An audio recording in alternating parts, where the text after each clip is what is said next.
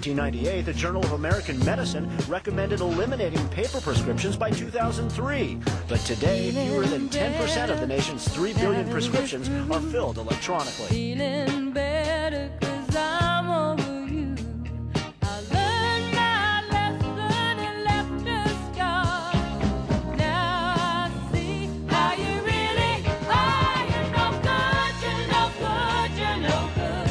Baby, you're no good. I'm gonna say it again. You're no good, you're no good, you're no good. Electronic health record is the digital representation of your health history.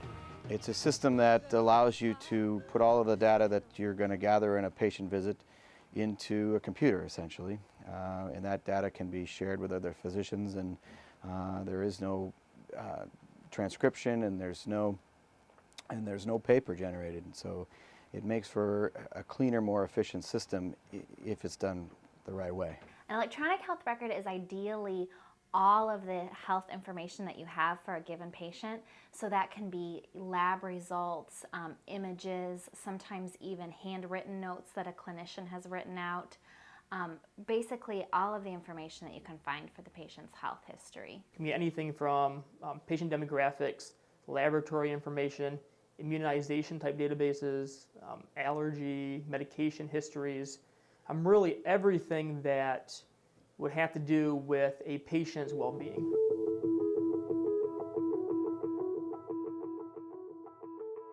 They are important for multiple reasons, one being access. I would say the most important being access. Electronic health records really offer a centralized point of access for an entire patient's care. More than one people or persons can have access to that information at the same time, and you're guaranteed that that information is accessible, that it's safe, and that it's accurate.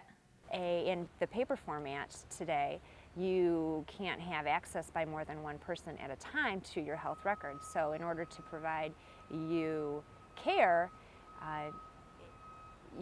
multiple people need access. So you can have the electronic health record can be available via the web. More people can access it at one time to give better care. The medical benefits are mostly in terms of communication and in terms of ease of access to data. There's no searching for a chart, there's no lost information. It's all there in your electronic medical record.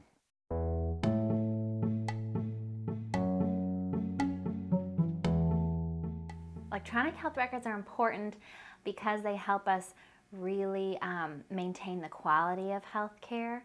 So with poor documentation and insufficient notes, that really can jeopardize patients' care.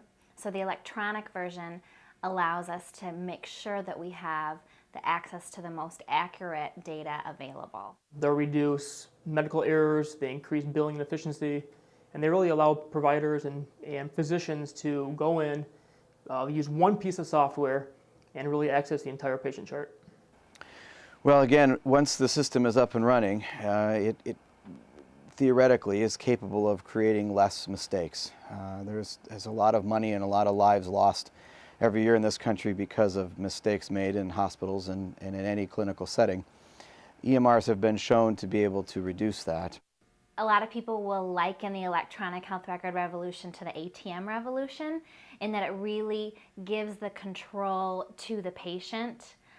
So the patient can have control of their health history, they can access it, they can look at that information, and they become not just a passive consumer anymore, but an active participant in their health care. Fears about electronic health records, one of the biggest ones is security. People are concerned that their information is going to end up on the internet, or friends and relatives are going to have access to that, and those are valid concerns.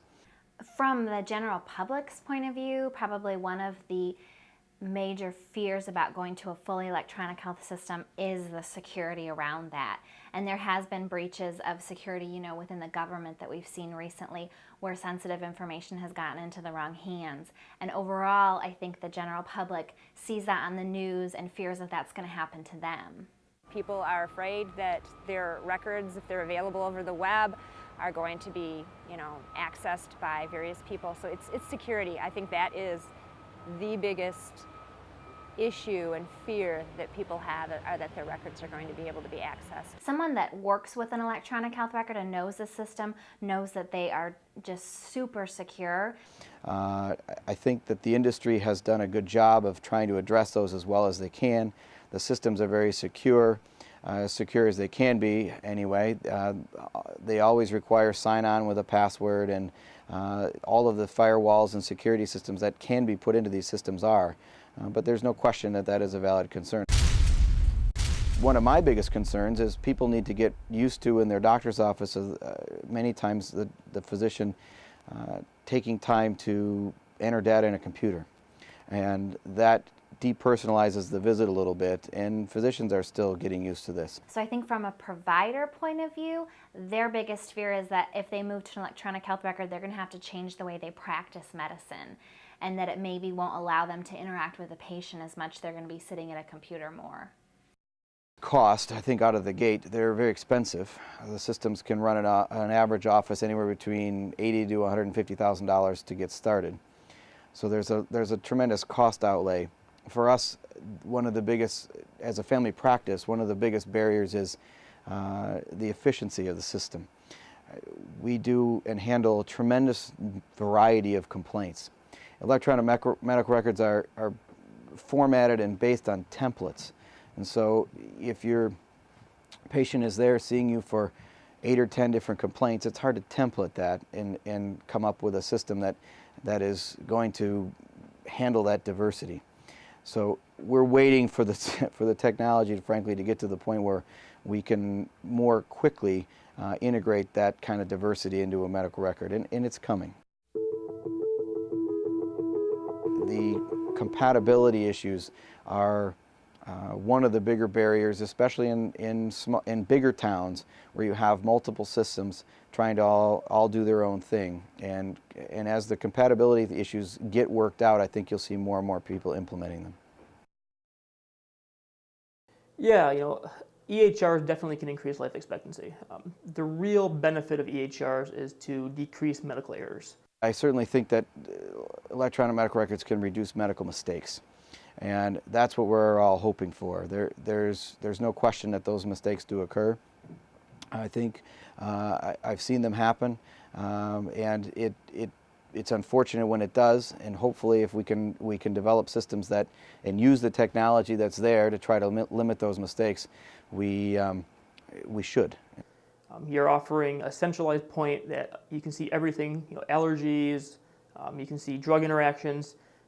As long as an EHR is utilized properly, then yes, you can go in and you can diagnose the entire, everything from cradle to grave.